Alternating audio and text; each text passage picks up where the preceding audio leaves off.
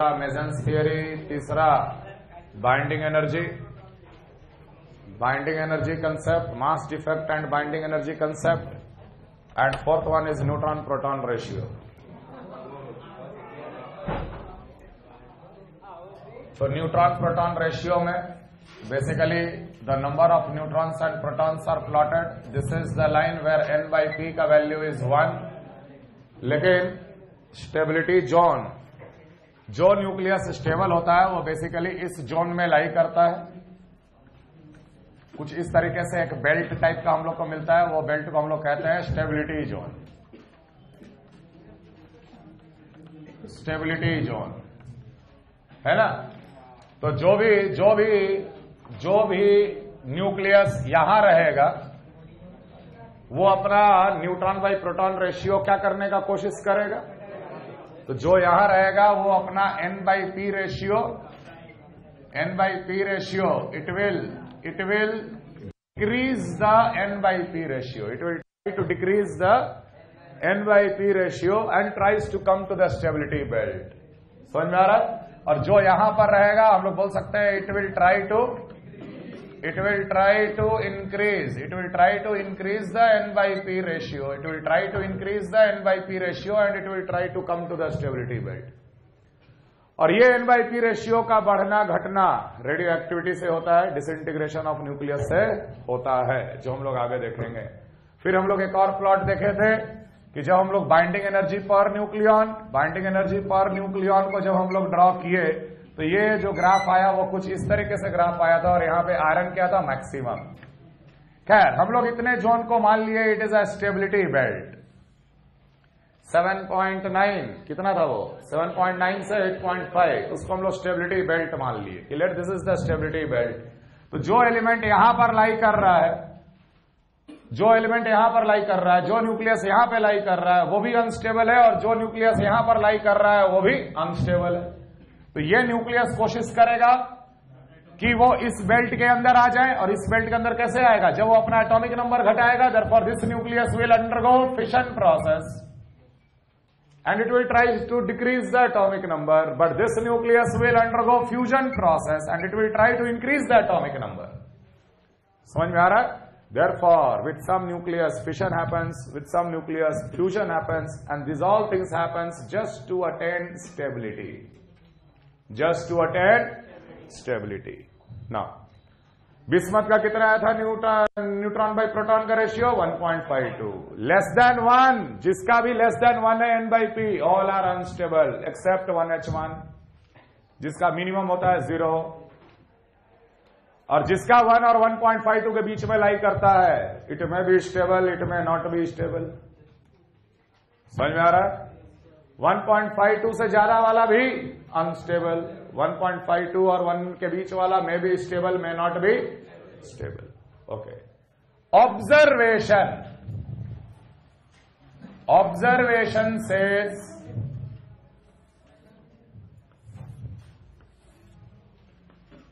number of protons, number of neutrons and number of stable nucleus. ये observation है, ये कोई गणित इसमें नहीं लगा हुआ है, कोई फॉर्मूला नहीं लगा हुआ है, सीधे सीधा ऑब्जर्वेशन है कि नंबर ऑफ प्रोटॉन्स अगर किसी का इवन है और नंबर ऑफ न्यूट्रॉन्स भी इवन है, ऐसे न्यूक्लियस जिनका प्रोटॉन का नंबर भी इवन है और न्यूट्रॉन का भी नंबर इवन है, the number of stable nucleus comes around 165.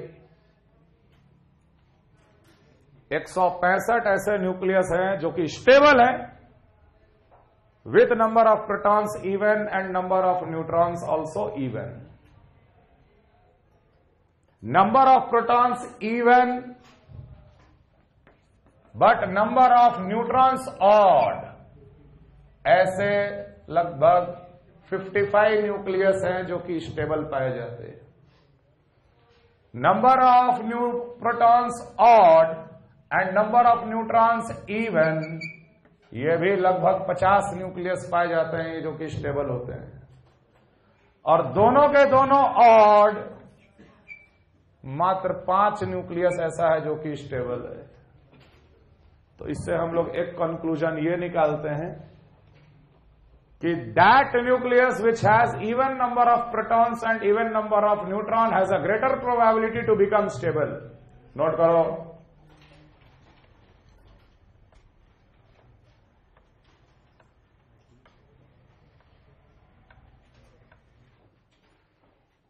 the majority of the nucleus have even number of protons and even number of neutrons. The majority of the nucleus have even number of protons and even number of neutrons. The majority of the nucleus have even number of protons and majority of the stable nucleus. The majority of the stable nucleus. The majority of the stable nucleus have even number of protons and even number of neutrons. Therefore, that nucleus which contains even number of protons and even number of neutrons. Therefore, that nucleus which contains even number of protons and even number of neutrons. Therefore, that nucleus which contains even number of protons and even number of neutrons has a greater probability of being stable. Therefore, that nucleus which has even number of protons and even number of neutrons has a greater probability of being stable. Objective type सवाल में frame किया जाता है ना। 4 nucleus दे देगा which is stable, तो which is stable में तुरंत तुमको क्लिक करना चाहिए, नंबर ऑफ प्रोटॉन और नंबर ऑफ न्यूट्रॉन निकाले, अगर इवन आ गया मतलब कि most probable answer is that, और उसी को हम लोग टिक भी करेंगे अगर सिंगल चॉइस सवाल है तो। बात समझ में आ रहा है? Clear? Now madam Curie gave one concept that those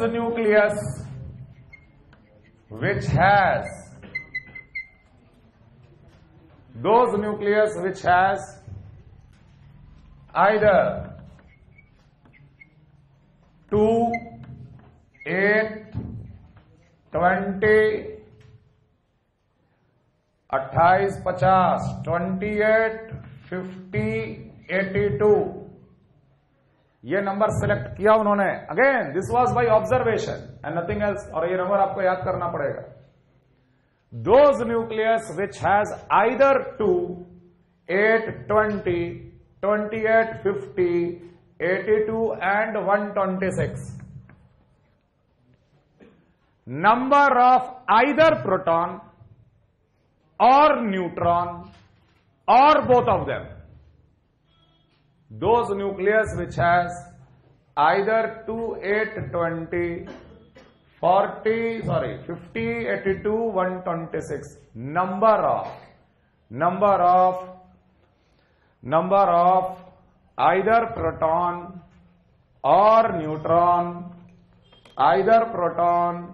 or neutron, or both of them, sum, दोनों का sum, those nucleus which has either 2, 8, 20, 28, 50, 82, 126 number of either proton or neutron or both of them sum together are found stable in nature,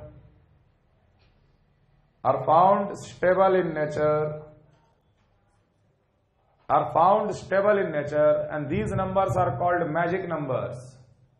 radio activity topic में या nuclear chemistry topic में ये numbers को magic numbers बोला जाता है। 2, 8, 20, 28, 50, 82 and 126 number of either proton, या तो प्रोटॉन के ये नंबर मिल जाए या न्यूट्रॉन के इतने नंबर मिल जाए इनमें से कोई एक, या दोनों का जोड़ मिल जाए, दोनों का जोड़ मिल जाए इनमें से कोई एक, वो न्यूक्लियस स्टेबल होता है। And these numbers are called magic numbers. Clear?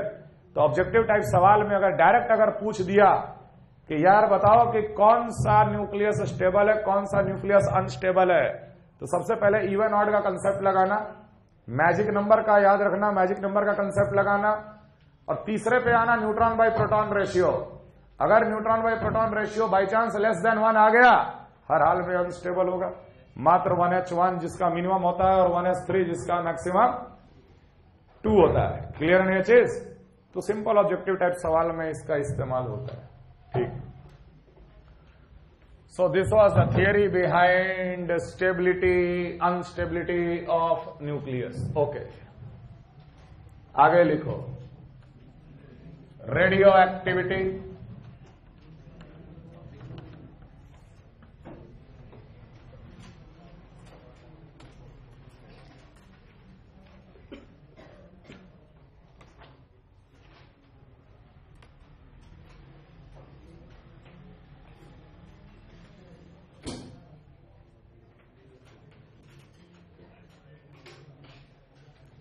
an unstable nucleus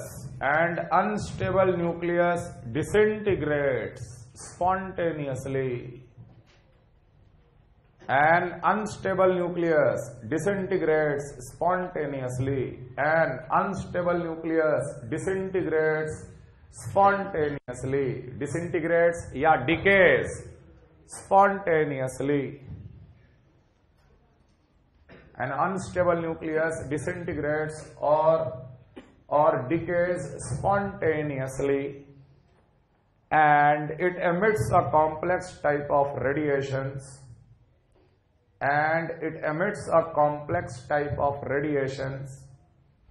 And it emits a complex type of radiations which are called radioactive rays. And it emits a complex type of radiations which are called radioactive rays. And it emits a complex type of radiations which are called radioactive rays, and the phenomenon is called radioactivity. And the phenomenon is called radioactivity. And the phenomenon is called radioactivity. The nature and intensity of these rays are independent of the nature or intensity of these rays. The nature and intensity of these rays are independent of the nature and intensity of these rays are independent of temperature, pressure, are independent of temperature, pressure, volume and other parameters. The intensity or the nature of these rays are independent of temperature, pressure, volume or any other parameters. Also, they are independent whether the substance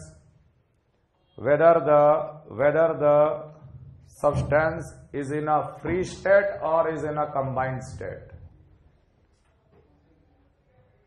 They are also independent of whether the substance was in a free state or in a combined state. Radioactivity क्या है? एक natural spontaneous phenomenon है जिसमें nucleus of unstable nucleus disintegrate होता है या decay होता है या टूटता है, ब्रेक करता है. It breaks into smaller nuclei. जब ये न्यूक्लियस ब्रेक होता है तो एक कॉम्प्लेक्स टाइप का रेडिएशन एमिट करता है. उस रेडिएशन को हम लोग कहते हैं रेडियो एक्टिव रेज. ये रेडियो एक्टिव रेज जो हमें रेडियो एक्टिविटी फिनोमिनन में मिलता है वो टेम्परेचर, प्रेशर या किसी भी दूसरे पैरामीटर के इंडिपेंडेंट होता और इस बात का भी इंडिपेंडेंट होता कि जो रेडियो एक्टिव एलिमेंट या न्यूक्लियस जो आपने लिया है वो फ्री कंडीशन में है कि कंबाइंड स्टेट में है. कहने का मतलब the nature of radiation of elemental radium was same as that of radium sulfate. Simple radium लेकर जो रेडियो एक्टिविटी फिनोमिनन देखा गया और रेडियम सल्फेट को लेकर जो रेडियो एक्टिविटी फिनोमिनन देखा गया वो बिल्कुल आइडेंटिकल थे हर मामले में. So whether the element is in a free state और is in a combined state. तो it proves that it is a nuclear phenomenon. Radium का न्यूक्लियस से मतलब है, रेडियम किसके साथ जुड़ा हुआ है उससे कोई मतलब नहीं है। और रेडियम अगर कंपाउंड बनाया है या फ्री स्टेट में है, उसका न्यूक्लियस तो वैसे ही है जैसे फ्री में रहता वैसे ही कंपाउंड में। तो जब रेडियम का न्यूक्लियस ही चेंज नहीं हुआ तो रेडियो एक्टिविटी फिनोमेनन कैसे चेंज हो जाएगा? तो whether the element is in a free state और is in a combined state, it is independent of temperature, pressure etcetera, it does not depend, such phenomenon is called radioactivity. These radiations, आगे लिखो, these radiations blackens the photographic plate. These radiations blackens the photographic plate. These radiations blackens the photographic plate. Blacken, काला कर देता है photographic plate को। They make fluorescence on zinc sulfide, ZnS. They make fluorescence. Fluorescence मतलब scintillating light. Zinc sulphide के ऊपर radio active race पड़ेगा तो जिंक सल्फाइड चमकता है। Fluorescence on zinc sulphide, ZnS. They make fluorescence effect on zinc sulfide, ZnS. And they also ionize the gas through which they pass through. And also they ionize the gas through which they pass through. ये radioactive rays photographic plate को blacken करता है। Fluorescence effect भी हम लोग observe करते हैं जब ये radioactive rays zinc sulphide के ऊपर इंसिडेंट किया जाता।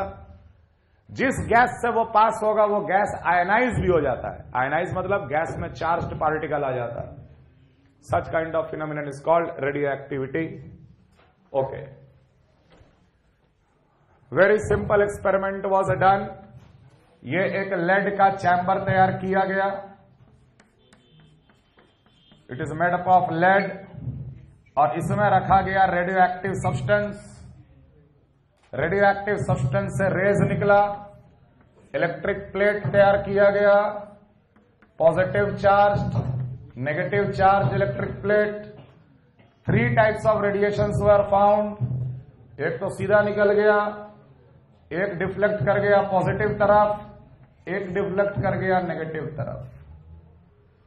जो डिफ्लेक्ट किया नेगेटिव तरफ ऑब्वियसली वो पॉजिटिवली चार्ज्ड पार्टिकल होगा, तभी नेगेटिव तरफ गया है। Such rays are called alpha rays. जो पॉजिटिव तरफ डिफ्लेक्ट किया उसे हम लोग कहते हैं बीटा रेज, और जो सीधा निकल गया it is called gamma rays. तो basically in radioactivity 3 types of rays are observed, alpha rays, beta rays and gamma rays. Alpha rays, beta rays and gamma rays. Now what is alpha rays? Alpha raise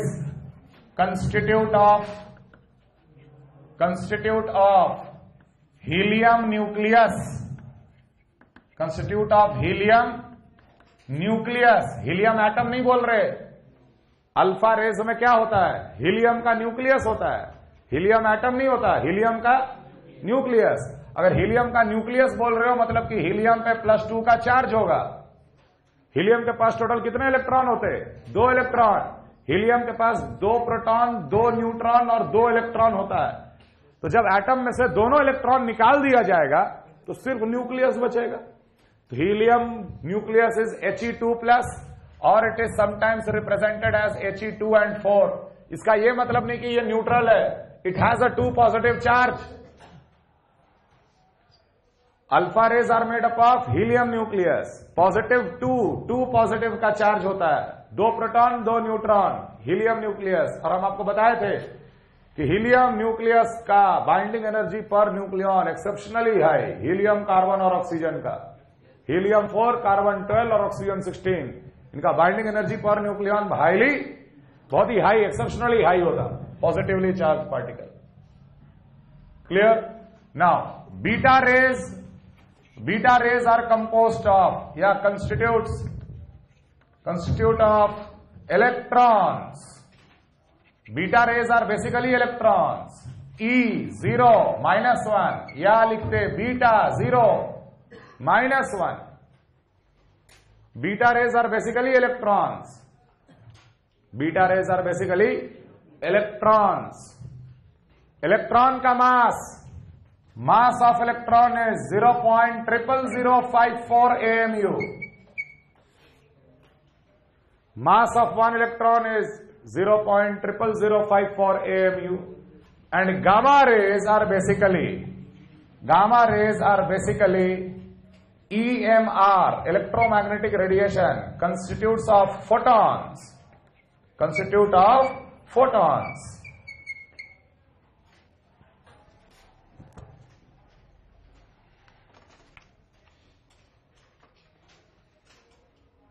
clear? हमें कभी table बनाएंगे, वो table आपके tutorial sheet में भी दिया है, फिर भी नोट कॉपी में होना जरूरी है. कुछ basic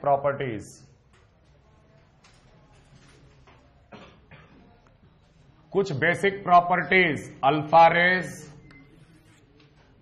beta rays and gamma rays. सारे प्रॉपर्टीज तो नहीं, लेकिन कुछ बेसिक प्रॉपर्टीज आपको ध्यान में रखने. तो सबसे पहला पॉइंट है चार्ज. तो चार्ज +2 यूनिट चार्ज, बीटा का -1 unit charge, and gamma rays are 0 charges, they are neutral particles. Mass का जहां तक बात है, mass is 4 AMU nearly. Beta rays 0.0054, 0.0054 AMU. Mass is 0. Alpha rays का nature, it is of particle nature. Beta rays are also of particle nature, but gamma rays are electromagnetic radiations, EMR. Representation आपको बता ही चुके.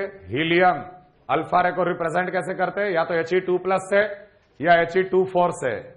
Beta raise को E0-1 और gamma rays को सीधे gamma rays से हम लोग रिप्रेजेंट करते हैं, गामा लिख के.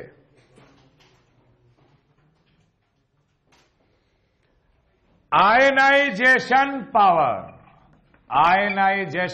पावर, हमें पता है कि ये रेज किसी भी गैस से पास करता है तो ये गैस को क्या करता है, आयनाइज करता है. अगर आयनाइजेशन पावर गामा रेज का x है 100x 10,000x, that means alpha rays का ionization power is maximum and gamma rays का ionization power is minimum. Penetration power, चूंकि अल्फा का मास ज्यादा है और साइज बड़ा है, penetration power minimum. Gamma rays का पेनेट्रेशन पावर मैक्सिमम और इसका इन बिटवीन. पेनेट्रेटिंग पावर ये मेजर किया जाता, मान लिया एल्यूमिनियम फॉइल में या सिल्वर फॉइल में, थिकनेस का ले लिए, कितना दूर तक गया आयनाइज करता हुआ. Penetration power. Speed 10 to 20% of light.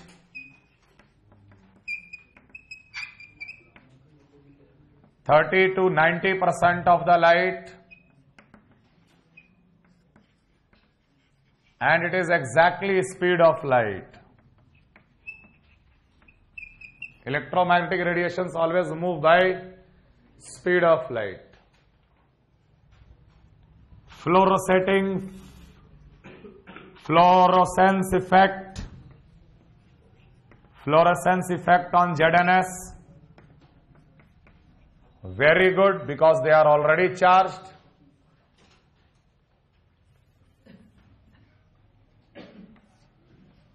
Alpha particle, very good. Good and poor. Gamma rays का fluorescent effect is very, very less.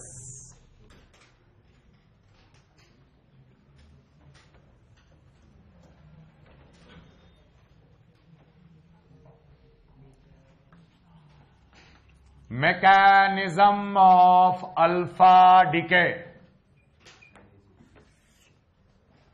अब हम लोग एक एक करके देखेंगे कि किस किस तरीके से न्यूक्लियस डिसइंटीग्रेट करता है, और उसके बाद हम लोग पढ़ेंगे रेट ऑफ डिसइंटीग्रेशन.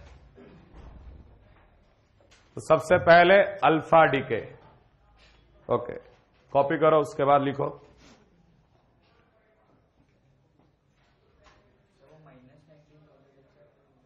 $19,000 कहां है रे? 10,000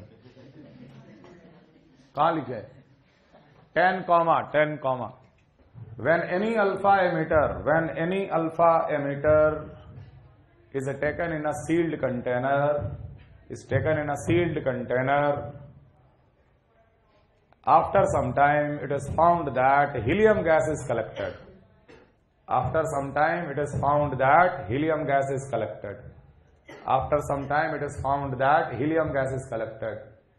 Therefore, it was concluded that alpha particles are helium particles.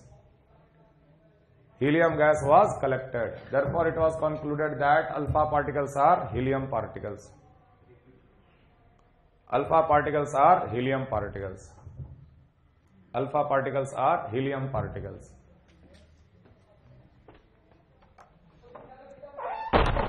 Alpha particles are helium particles. ठीक है, जब भी कोई अल्फा एमिटर को हम लोग सील्ड कंटेनर में लेके छोड़ देते हैं ना, कुछ देर के बाद जब अल्फा रेज एमिट होता है तो उस कंटेनर के अंदर हीलियम गैस कलेक्ट हो जाता है। तो हीलियम गैस आया कहां से? Therefore it was concluded that the alpha particles are helium particle. Helium particle air के साथ टकराकर इलेक्ट्रॉन गेन कर ले रहा है, गेन करने के बाद हीलियम का एटम बन जा रहा है, हीलियम का गैस बन जा रहा है।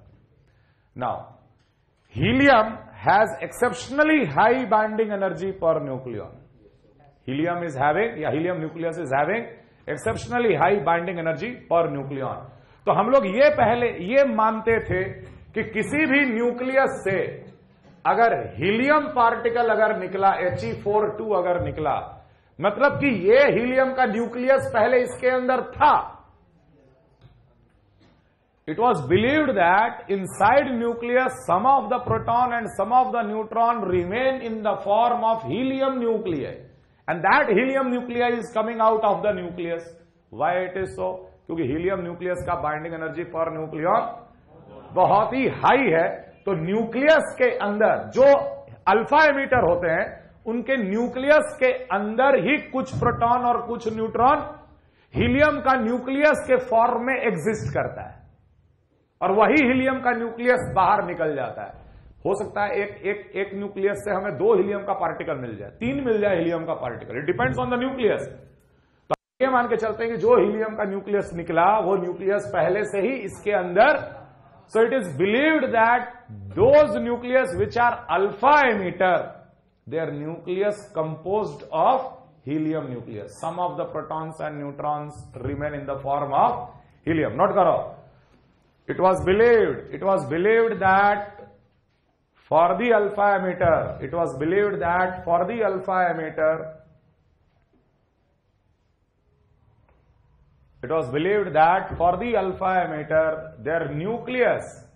their nucleus contains some protons and neutrons in the form of helium nuclei. Their nucleus contains some protons and neutrons in the form of helium nuclei, and that nuclei comes out during radioactivity. And that nucleus comes out during radioactivity. जो alpha emitter होते हैं उनके nucleus के अंदर ही कुछ proton और neutron helium का nuclei के फॉर्म में एग्जिस्ट करता है, और वही हीलियम का न्यूक्लियाई रेडियो एक्टिविटी के दौरान हम लोग को बाहर निकलता हुआ मिलता है। यह बिलीफ बनाया गया। यह इसलिए भी बनाया गया क्योंकि कोइंसिडेंस देखो कि हीलियम 4-2, कार्बन 12-6 और oxygen 16-8 they are highly stable and they never disintegrate, they never decay. तो कार्बन को मान लिया गया कि ये 3 हीलियम का न्यूक्लियाई है इसके अंदर। तुम देख, carbon 12-6 was believed to have 3 helium nuclei inside. Carbon का न्यूक्लियस बेसिकली 3 हीलियम का न्यूक्लियस है, तो ऑटोमेटिकली 6 और 12 हो जाएगा। उसी तरीके से ऑक्सीजन का न्यूक्लियस जो है वो 4 हीलियम का न्यूक्लियस है, और हीलियम अपने आप में हाईली स्टेबल है, इसलिए वो डिसइंटीग्रेट नहीं करता। इसी तरह जो अल्फा एमिटर्स होते हैं उनके अंदर भी हीलियम के फॉर्म में न्यूक्लियस एग्जिस्ट करता होगा, जो न्यूक्लियस से बाहर निकल जाता है। बात समझ में आ रहा है? Now effect of alpha decay, effect of alpha decay. मान ले कोई एक x which was having mass number A and atomic number Z, when it gives Y plus helium 4 2, then its mass number decreases by 4 and atomic number decreases by 2. तो जब भी कोई nucleus helium particle emit करता है तो उसका mass number 4 से घट जाता है और उसका एटॉमिक नंबर 2 से घट जाता है। मास नंबर 4 से घटता है और उसका एटॉमिक नंबर 2 से घट जाता है। क्लियर है ये चीज?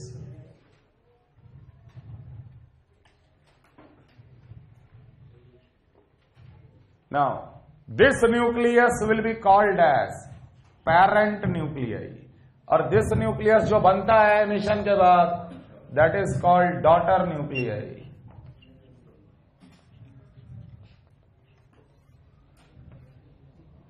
Parent nucleus, daughter nucleus, parent nuclei, daughter nuclei. Atomic number decreases by 2 and mass number decreases by 4. Now if say it is uranium 23892, it will become lead 90 and 234 by emitting a helium particle He42. इस तरीके से हम लोग balance कर देंगे। Now just check what has happened to the neutron proton ratio। यहां पे number of neutron कितने हैं? 238 minus 92, that is 6 4 146 neutron, and proton is 92. So neutron by proton ratio initially 146 by 92. 146 by 92 will come at around 1.56.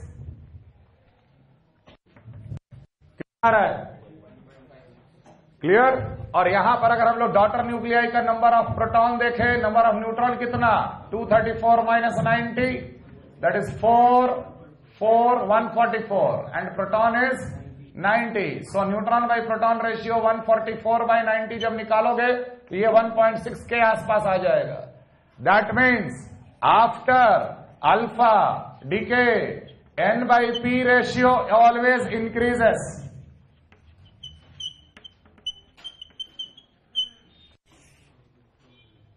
कौन सा nucleus alpha decay करना चाहेंगे? जो अपना N by P रेशियो को बढ़ाना चाहता है।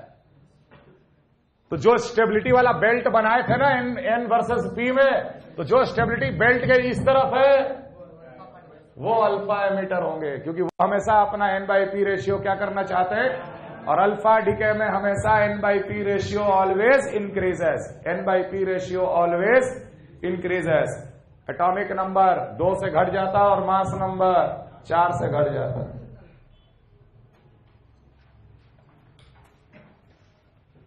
क्लियर है? ठीक। अगर हम इसी केस में देखें, what is N minus P for the uranium?